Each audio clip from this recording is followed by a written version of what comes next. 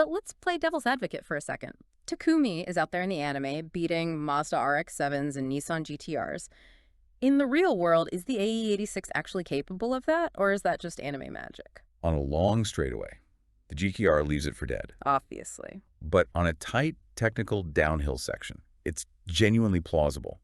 And it comes down to the concept of slow car fast. The weight is the key factor here. It is remarkably light. Depending on the trim, it's between 900 and 970 kilograms. That's roughly 2,000 to 2,200 pounds.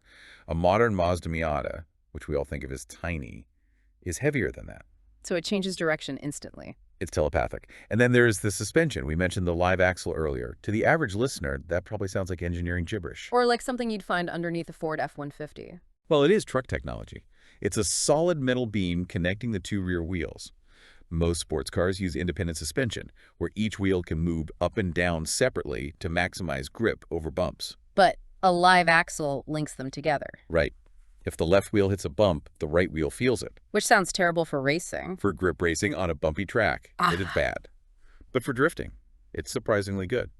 A live axle is predictable. It breaks traction. It starts to slide in a very consistent, communicative way. So it doesn't snap on you. Exactly. Huh. It doesn't have complex geometry changes happening mid-corner to correct what you're doing. So it's honest. It's brutally honest. There are no electronic nannies, no traction control, often no power steering. If you mess up, the car spins. If you get it right, the car sings. It's the ultimate teaching tool because it does not mask your mistakes. I love that idea, that the car's primitive flaw is actually its greatest asset as a teacher. But, you know, humans being humans, eventually slow car fast isn't enough. We want fast car fast. We always do. And that leads us to the dark art of modification. Because the 4AGE engine didn't stop with the AE86, did it? No, Toyota kept evolving it.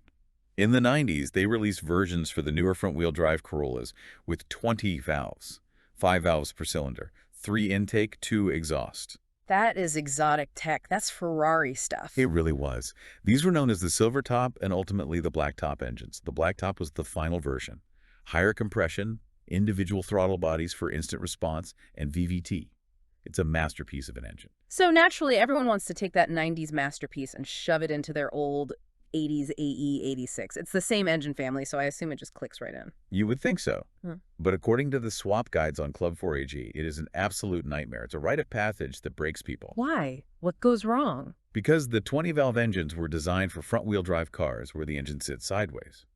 When you rotate it to sit longitudinally in a rear-wheel drive AE86, everything is in the wrong place. Like what specifically? The distributor, for one, which sends the spark to the plugs.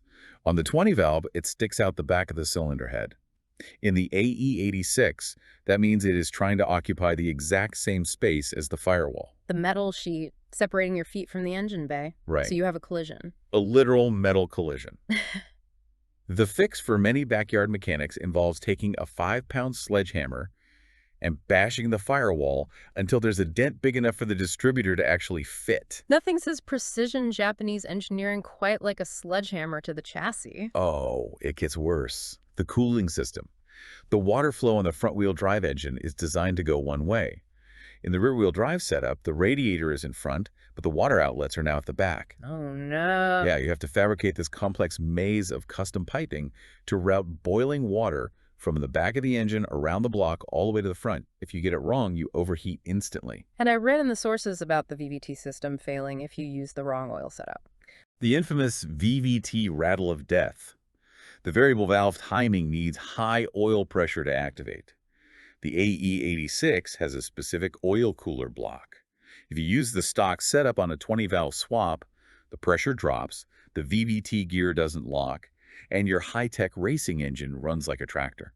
It sounds like you really have to love this car to put yourself through that kind of pain. That's the definition of enthusiasm, isn't it? Suffering for the result. And the result, by all accounts, is spectacular. You get a 9,000 RPM screamer in a chassis that weighs less than a grand piano. But that enthusiasm definitely has a price today. Literally. We started this deep dive talking about the 50,000-pound price tag.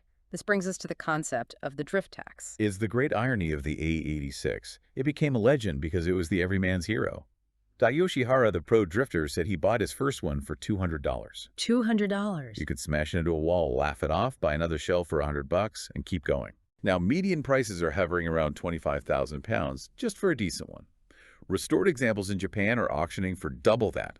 The sport that the AE86 popularized has completely cannibalized the supply. Because they kept crashing them. Exactly. Every time a kid in the 90s wrapped one around a telephone pole trying to drift, the surviving ones got rarer and more expensive. So the very thing that made it cool drifting has made it totally inaccessible to the young drivers who actually want to drift it. It's sad. You can't take a 40,000-pound classic and rub door handles with another car on a track. It's too precious. It has become a collector's item to be polished in a garage, not driven in anger. Which is tragic for a car built to be driven hard. But Toyota didn't completely ignore this, did they? They saw the hunger. They did. In 2012, they partnered with Subaru to bring the spirit back with a GT86, also known as the Scion FRS or Subaru BRZ, Yeah. and more recently, the GR86. And the engineers were obsessively nerdy about the heritage. How nerdy are we talking? The bore and stroke of the engine in the GT86. Exactly 86 millimeters by 86 millimeters. No way. Even the exhaust tips on the GT86 were 86 millimeters in diameter. They were winking at the fans. Absolutely. They were signaling that they understood the philosophy. Low weight, rear-wheel drive, narrow tires. It wasn't about Nürburgring lap times. It was about smiles per gallon. So as we wrap this up, what is the real legacy of the Hachiroku?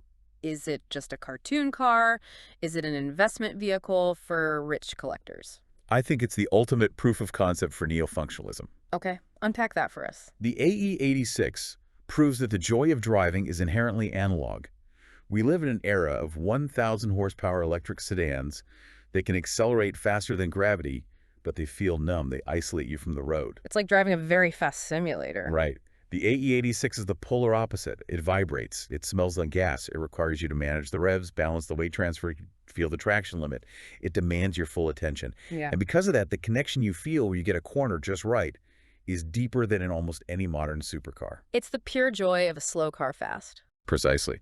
And I'll leave you with a provocative thought, a bit of a what-if scenario based on our sources. Let's hear it. Go back to that boardroom in 1983. If Toyota had been slightly more flush with cash, if they had just paid to retool that factory line and switch the coupe to front-wheel drive along with the sedan, The AE86 never happens. the AE86 never happens. No Hachiroku meant Keiichi Tsuchiya doesn't have a cheap rear-wheel drive car to practice on in the mountains. No Tsuchiya likely means no plus B video. Wow. No video means the drift movement doesn't explode into the mainstream. No initial D. The entire sport of drifting as we know it today basically hangs on a budget decision in a Toyota meeting room in the 80s. We might all be drag racing Honda Civics instead. Now that is a terrifying alternate reality. I think I'll stick with this one. Thank you for walking us through the legend. Anytime. And thank you for listening. Keep those revs high, don't spill the tofu water, and we'll catch you on the next deep dive.